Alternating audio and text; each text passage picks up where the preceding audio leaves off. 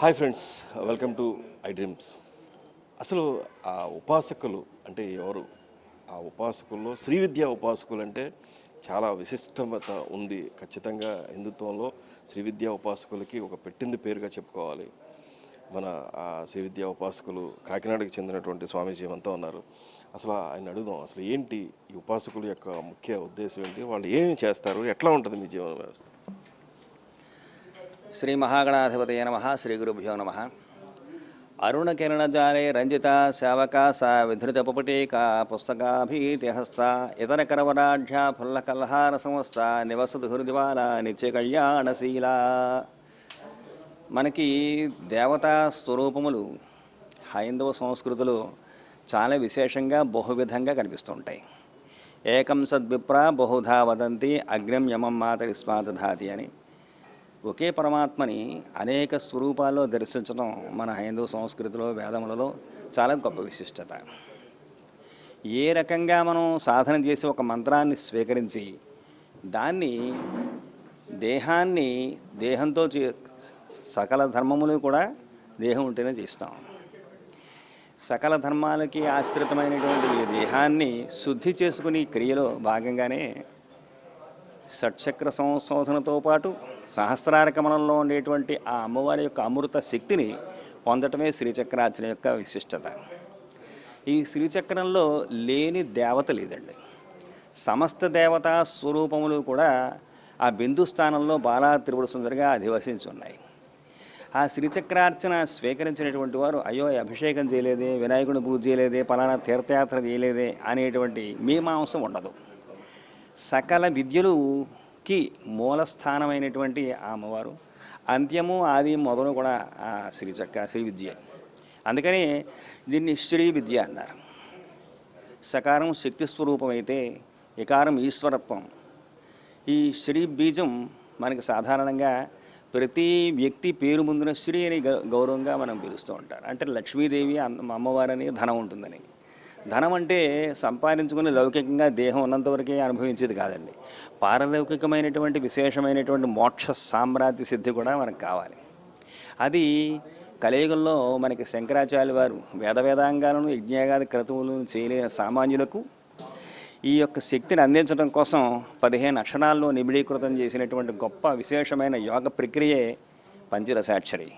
దానికి బాల తోడై మనకి అక్షరాలు లెక్కకి చూస్తే 18గా ఉన్నప్పటికీ షోడశాక్షరి అనేటువంటి శ్రీ విద్యోపాసనంగా మనకు వస్తుంది. ఈ మహా త్రిపుర సుందరిని బాలా త్రిపుర సుందరిని చెప్తూ ఉంటారు. ఈ త్రిపురములు అంటే మూలాధారం నుంచి మనకి ఆజ్ఞాచక్రం వరకు ఉన్న 6 చక్రాలకి 3 లింబ్స్ ఉంటాయండి. లింబ్స్ అది బ్రహ్మగ్రంథి, రుద్రగ్రంథి, విష్ణు గ్రంథి. ఈ 3 గ్రంథుల్ని ఉత్పత్తి, స్థితి, లయం. సృష్టి స్థితి లయాలన్నీ కూడా బ్రహ్మ విష్ణు మహేశ్వర స్వరూపాల్లో ఉన్నటువంటి శక్తి ఏదైతే ఉందో ఆ శక్తి అంతా కూడా ఈ 6 చక్రాలకి లింపులుగా మనకి కనిపిస్తూ ఉంటాయి. బ్రహ్మగ్రంథి, రుద్రగ్రంథి, విష్ణు గ్రంథి. ఈ గ్రంథులను సంశోధన చేస్తూ త్రికూటంగా పిలుస్తూ ఉంటారు శ్రీ విద్యని. అలాగే 6 అక్షరాలుగా బాలా త్రిపుర సుందరిగా మూలాధారంగా ఉంటూ మూలాధార చక్రం నుంచి ఆజ్ఞాచక్రం వరకు కూడా సంశోధన చేసి దేహశుద్ధి పొంది మనస్సు చిత్తశాంతి పొంది ఆత్మశుద్ధి పొంది ఇహలోకంలో సమస్త సుఖములు అనుభవించి సమర్థులై వాటిని పరిత్యజించి మోక్ష సామ్రాజ్య సిద్ధి పొందుట కొరకు సకల విజ్ఞాన గని ఈ శ్రీ విద్యోపాసన. అటువంటి శ్రీ విద్యోపాసన యందు మన కమలానంద భారతీయ స్వాముల వారు ఈరోజు మమ్మల్ని అందరినీ పిలిచి ఈ దీక్షావిరమణ సమయంలో ఈ యొక్క ఆశ్రమానికి భువనేశ్వరి ఆశ్రమానికి పిలిచి వచ్చారు. అది మా అదృష్టంగా భావించి చేస్తున్నాం. నాకు ఇంచుమించుగా 40 సంవత్సరాల నుంచి వేదంలోనూ పురోహిత్యంలోనూ అనుభవం, 22 సంవత్సరాల నుంచి శ్రీచక్రార్చనలో నాకు అనుభవం ఉంది. ఇది ఎప్పుడూ కూడా ఏ బ్రాహ్మణుడైనా సరే ఈ శ్రీచక్రార్చన విశేషంలో ఆర్జిత సేవ కన్నా తన సొంతాన్ని ఉద్ధరించుకోవడం కోసం సమస్త ప్రజానికాన్ని తను ఆశ్రయించుకున్న భక్తజనావళి ఆశ్రయమైనటువంటి గొప్ప విశేషమైన కోరికలు ఏవైతే ఉన్నాయో అవన్నీ నెరవేరడం కోసం, అంటే ప్రజాబాహుళ్యం కోసం, ప్రజలందరూ సుఖశాంతులతో వర్ధిల్లాలి, దేశం బాగుండాలని ఉద్దేశించేత ఈ శ్రీచక్రార్చన నేర్చుకోవడం జరుగుతుందండి. స్వామి నమస్కారం. ఏంటి ఏం చెప్తారు ఈ పీఠాధిపతులు పీఠాల యొక్క ముఖ్య ఉద్దేశం ఏంటి ప్రత్యేకంగా మన ఈ పీఠం యొక్క ముఖ్య ఉద్దేశం? నారాయణ సమారంభాం వ్యాస శంకర మధ్యమాం అస్మదాచార్య పర్యంతం వందే గురు పరంపరాం. ఇటువంటి శంకరాచార్య దగ్గర నుంచి నేటి వరకు ఉన్న గురు పరంపరని స్మరించుకుంటూ వారి పాదాభివందనం చేసుకుంటూ ఈ కార్యక్రమంలో ముఖ్యంగా ఏమిటంటే ఈ పీఠాలన్నీ ఎందుకు స్థాపించబడ్డాయి. శంకరాచార్యుల వారు 4 ఆమ్నాయ పీఠాలు స్థాపించారు. శృంగేరి అక్కడి నుంచి 4 ఆమ్నాయ పీఠాలు. దానికి కారణం ఏమిటంటే హిందూ ధర్మం సనాతన ధర్మం. ఈ సనాతన ధర్మాన్ని కాపాడాలి, దాన్ని ప్రచారం చేయాలి, దాన్ని సమృద్ధిగా పరిపుష్టం చేయాలనే ఆశయంతో ఆదిశంకరాచార్య వారు కొన్ని వేల సంవత్సరాల క్రితం ఈ 4 పీఠాలు పండితుల చేత స్థాపించి ఆ పీఠాలు సమృద్ధిగా నేటికి కూడా పీఠాలు అటువంటి విఖ్యాతిగా భాషించబడుతున్నాయి. అటువంటి పీఠాల్లో శృంగేరి పీఠం ఈ దక్షిణామ్నాయ పీఠం. శృంగేరి పీఠ పరంపరలోదే ఈ భువనేశ్వరి పీఠం. ఈ భువనేశ్వరి పీఠ వ్యవస్థాపకుడు చిదానంద సరస్వతి అని వ్యవస్థాపకుడు. ఆయన ఖేచరి విద్యోపాసకుడు. ఖేచరి విద్య అంటే ఈ విద్యలో ఈ నాలుక తీసుకెళ్ళి కొండ నాలుకలో కలుపుకొని చేసేటువంటి విద్య. ఇది వెళ్ళి కొండ నాలుకలో కలవాలి. చేసి వారికి ఆహారం లేదు, ఇంత బెల్లం మొక్క నోట్లో వేసుకొని మిగతా ఈ భోజనంతో పని లేదు. అట్లా కొన్ని సుమారు 10-30 సంవత్సరాల పాటు తపస్సు చేసిన వ్యక్తి చిదానంద సరస్వతి. వారి విగ్రహం ఇక్కడ ఉంది. వారు చిదానంద ఆశ్రమం వ్యవస్థాపకుడు. చిదానంద ఆశ్రమం తర్వాత ఈ ఆశ్రమంగా ఉండిపోయింది. ఇది పీఠంగా రూపొందించాలి అనే సంకల్పం విమలానంద భారతి అని మహాపండితుడు, గొప్ప పండితుడు. ఆయన అడ్వకేట్గా హైదరాబాద్లో అడ్వకేట్గా పెద్ద బ్రహ్మాండమైన కీర్తి ప్రతిష్టలు సంపాదించి కొత్తాల పీఠానికి విమలానంద భారతి గా ఆయన ఉత్తర పీఠాధిపతిగా పీఠాధిపత్యం వహించి ఈ కార్యక్రమంలో ఈ ఆశ్రమాన్ని పీఠంగా పీఠ వ్యవస్థగా రూపొందించాలనే ఉద్దేశంతో ఈ పీఠానికి వచ్చి ఈ పీఠంలో పాంచాలిక దీక్షతో కార్యక్రమాలు జరిపి ఈ కార్యక్రమం అన్నిటికీ కూడా అప్పట్లో పీఠాధిపతిగా ఇక్కడ ఎవరు లేరు. పీఠానికి పీఠాధిపతి ఉండాలి. రాజ్యాంగానికి ఎట్లా అయితే ఉన్నాడో ఈ పీఠానికి కూడా పీఠాధిపతి ఉండాలి.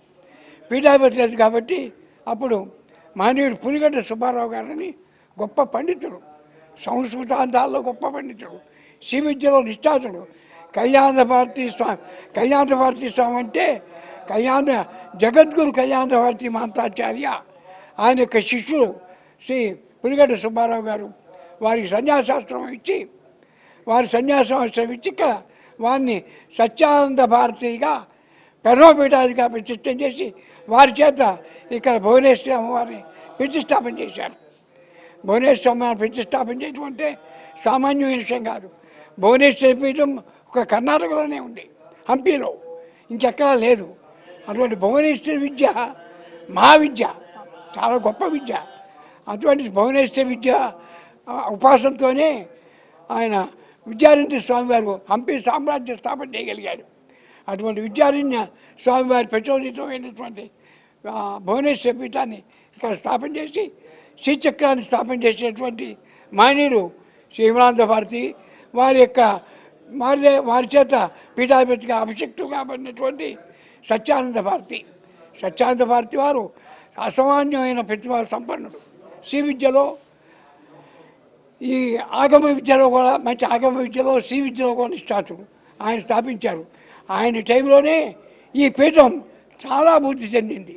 ఈ పీఠం ఇంత అభివృద్ధి చెందడానికి, యాగశాల నిర్మాణానికి, వీటన్నిటికీ వారి యొక్క ప్రతిభతో కేసీపీ వారు, ఉయ్యూరులో కేసీపీ వారు ఈ నిర్మాణం అంతా చేశారు. అద్భుతమైన నిర్మాణం అంతా చేస్తుంది. అంతకుముందు అదొక్కటే ఉండేది.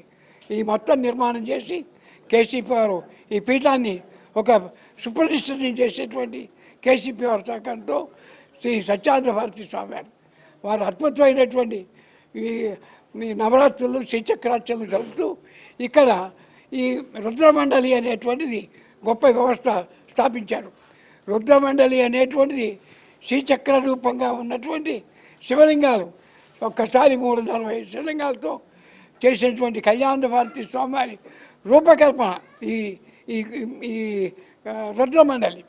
ఆ రుద్రమండలిని గుంటూరులో శ్రీశైలంలో కళ్యాణ భారతి వారు స్థాపన చేస్తే మళ్ళీ వారి శిష్యులైనటువంటి సత్యానంద భారతి స్వామివారి రుద్రమండలి స్థాపన చేసి ఒక్కసారి ఈ రుద్రమండలికి అభిషేకం చేస్తే సుమారు 101 సార్లు అభిషేకం చేసుకున్న ఫలితం వస్తుంది. అటువంటి గొప్ప రుద్రమండలిక ప్రతి సోమవారం అభిషేకం చేస్తారు. స్వామివారి ఆధ్వర్యంలో రుద్రాభిషేకం, ఏకాదశి రుద్రాభిషేకం జరుగుతుంది. అటువంటి మానేటువంటి ఆ తర్వాత వచ్చిన వారి సత్యానంద భారతి స్వామి వారు వచ్చిన తర్వాత చిదానంద భారతి స్వామి వారు, వారు కూడా మహాపండితులు. వారు నర్సరావుపేటలో సంస్కృత కళాశాలలో ప్రిన్సిపాల్గా ఉండి వారు వచ్చి వారు సన్యాసాశ్రమం సేకరించి దీనికి 2వ పీఠాధిపతిగా వచ్చారు.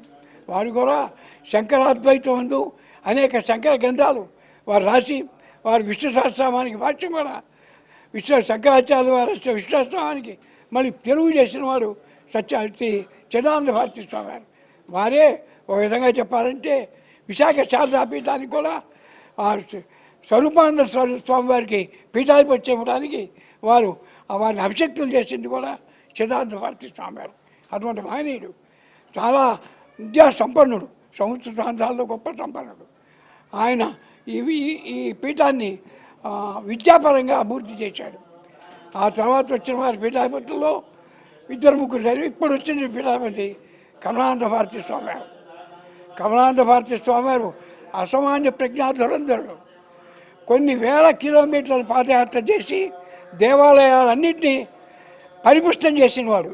ఆంధ్రదేశంలో దేవాలయాలు, వాటి ఆస్తులు ఎంతోమంది అన్యాక్రాంతాలు చేశారో ఆస్తులన్నింటి కూడా అన్యాక్రాంతం చేసే ఆస్తులంతా ఆ లిస్ట్ అంతా ప్రభుత్వానికి ఇచ్చి ఈ ఆలయాలు కాపాడండి అని చెప్పినవాడు కమలానంద భారతి స్వామి.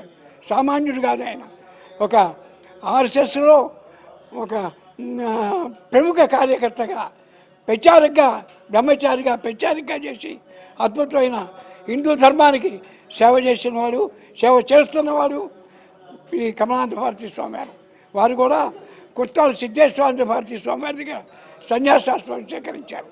చేసి దాదాపు అప్పుడు తిరుపతి 7 కొండలు కాదు 2 కొండలు అన్నటువంటి ఒక ప్రపోజల్ని ఖండిస్తూ శ్రీకాకుళం నుంచి తిరుమల వరకు పాదయాత్ర చేసి ఆ పాదయాత్ర ద్వారా దాన్ని మళ్ళీ 2 కొండలు కాదు 7 కొండలే 7 కొండల వెంకటేశ్వర స్వామి సుప్రతిష్టం చేసిన వాడు కమలానంద భారతి స్వామి గారు. అటువంటి ప్రజ్ఞాధురం ఇవాటికి కూడా కులాలకు అతీతంగా, కుల వ్యవస్థకు అతీతంగా హిందూ ధర్మాన్ని కాపాడాలనేటువంటి సదుద్దేశంతో, మహోద్దేశంతో ఉద్యమిస్తున్నటువంటి మహనీయుడైనటువంటి కమలానంద భారతి స్వామి వారికి, వారి పాదపద్మాలకి సతదా సహస్రా నమస్కరించుకుంటూ సెలవు తీసుకుంటాం. అది పీఠాల యొక్క ముఖ్య ఉద్దేశం. అలాగే ఈ కమలానంద భారతి స్వామి యొక్క ముఖ్య పరిస్థితి సిచ్యువేషన్ కూడా ఆయన ఏదైతే హిందూ సమాజాన్ని ఎలా కాపాడుతున్నారు అనేది చాలా ఆసక్తిగా చెప్పారు స్వామీజీ.